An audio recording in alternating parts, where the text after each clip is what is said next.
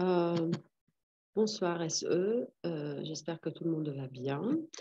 Nous sommes en train de travailler ici le chapitre de la méthode en sociologie. فإذا تاني chapitre أنتم مسؤولين عنه من بعد أول chapitre أخذناه يلي هو sciences expérimentales. تاني chapitre هو sciences sociales. مثل ما بنعرف نحن مثل ما شفنا déjà بالconnaissance en sciences expérimentales إنه l'homme n'a pas cessé de se poser des questions sur l'ensemble des connaissances qu'il peut avoir sur le monde. نحن بنعرف شغلة إنه par rapport aux autres sciences, la sociologie ainsi que la psychologie sont considérées comme des sciences nouvelles. Donc, d'un côté, on cherche à comprendre un tout petit peu l'évolution de l'homme, mais surtout, on cherche aussi à la comprendre à travers des phénomènes qui sont assez spécifiques et qui sont appelés comportements sociaux. مثل ما بنعرف إنه le caractère social de l'homme elle a accompagné l'humanité dès le début. Et c'est pour cela que ça a toujours été une question de vraiment savoir de quoi il s'agit en sociologie. هلا مشكلتنا هي quelles sont les sciences sociales sont des sciences et les sciences sociales sont des sciences qui ont avancé depuis la fin du 19e, le début du 20e siècle, pour essayer de comprendre un tout petit peu le fonctionnement de la société. Cependant, on aimerait savoir, avec l'ensemble des sociologues, si il y a une méthode privilégiée, une méthode spécifique qui serait la méthode par excellence à utiliser en sociologie. Michel Heke, la problématique va se situer à deux niveaux. Est-ce que je peux considérer le fait social comme un fait physique, comme un fait naturel, et traiter les comportements sociaux des hommes, ou bien l'ensemble des éléments sociologiques comme si c'était des phénomènes naturels absolument comme si c'était un élément de chimie ou de physique ou de biologie. Ça, c'est d'un côté. Et d'un autre côté, si je ne peux pas appliquer la méthode expérimentale, qui est une méthode objective, est-ce qu'il peut exister une certaine forme de subjectivité dans le monde de la sociologie? Alors, la première méthode qui sera exposée, le premier point de vue, sera le point de vue d'Auguste Comte et d'Émile Durkheim, qui considèrent la sociologie comme une science positive. Quand je dis positive, c'est-à-dire comme une science qui est absolument en rapport avec les phénomènes sociaux, comme si c'était des phénomènes physiques. C'est-à-dire, en sociologie, je peux observer un phénomène comme je ferais l'observation d'un phénomène physique naturel, je pourrais émettre des hypothèses et je pourrais aller à la vérification. Donc, il n'y a pas de différence, selon cette thèse, entre la sociologie et les sciences de la nature. Alors, il serait intéressant de comprendre, par exemple, à partir de cet exemple-là, la différence entre la manière avec laquelle on étudie historiquement un phénomène et comment on l'étudie sociologiquement. مثلا إذا نحن أخذنا الأساسينات politique, الاغتيال السياسي.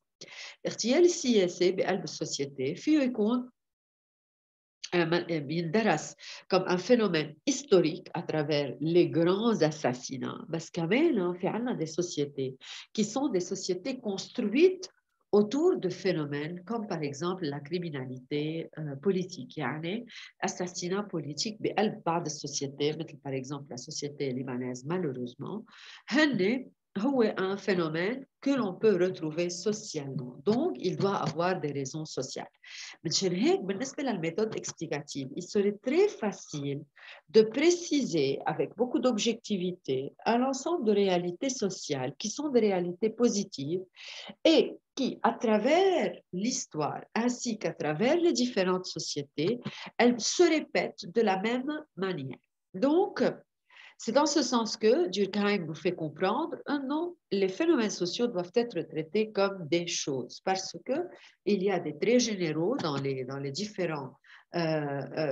différents moments où nous pouvons retrouver presque la même dynamique sociale dans un phénomène partout dans le monde. Donc, ce sont acquis, le phénomène social a une particularité qu'il touche à des humains, qu'il est produit par des personnes humaines et bien sûr, il peut avoir plusieurs significations, مش مثل une seule signification, comme par exemple dans le cadre de la physique sociale. فإذا نوعية الفينومين السوسيال ونوعية الفينومين السوسيال ونوعية الفي دو سوسيتي والفي سوسيال بخلينا نقدر نفهم ديناميك سوسيال d'une manière qui est complètement objective حسب la première thèse indépendante des impressions et des opinions individuelles. نفهم هون أنه la sociologie est une science positive qui est comparable aux sciences exactes de la nature et il suffit de fixer une démarche expérimentale bien précise pour pouvoir la suivre. Donc, comme toute science expérimentale, la sociologie va suivre une méthode expérimentale, premièrement, à partir de méthodes que vous connaissez déjà, les enquêtes sociales, les enquêtes sur l'opinion et l'étude de cas particuliers qui vont être qui vont constituer pour cette première thèse, ils vont constituer, si vous voulez, les observations que nous pourrons facilement faire par extension, مثل ما بنعمل observation d'un phénomène naturel, نقدر نعمل une forme de compréhension du phénomène historique ou du phénomène social à travers trois méthodes. أول شيء عندنا l'histoire comparée. Cette méthode montre comment un phénomène social se constitue élément par élément à travers le temps afin de déterminer les causes qui ont pu le susciter. D'accord?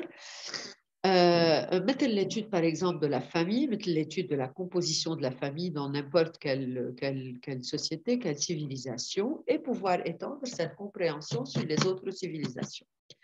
On peut aussi aller plus loin dans une étude beaucoup plus spécifique de l'étude des institutions, des coutumes et des croyances des ethnies, c'est-à-dire des peuples primitifs, l'étude des petites minorités. Ou bien, enfin, en tant que méthode, فيها تعطيني تقريبا نتائج بالنسبة لدوركهايم بتشبه النتائج اللي هي نتائج absolument scientifique, مثل les statistiques, parce qu'elle apporte à la sociologie la précision des déterminations quantitatives. نحن بنعرف, quand il s'agit de parler de science, nous parlons exactement d'une quantification, c'est-à-dire les résultats doivent pouvoir être quantifiés. Ainsi, les méthodes explicatives ont permis à la sociologie de déterminer certains types d'organisations domestiques dans la maison, politiques, comme vous le savez, dans la société, économique dans les rapports d'une société avec elle-même et avec les autres. Donc, beaucoup de phénomènes sociaux ont pu être compris, selon Durkheim, en appliquant cette méthode expérimentale qui peut nous donner des lois générales que nous pouvons appliquer sur n'importe quelle société si on est en train d'étudier le même phénomène.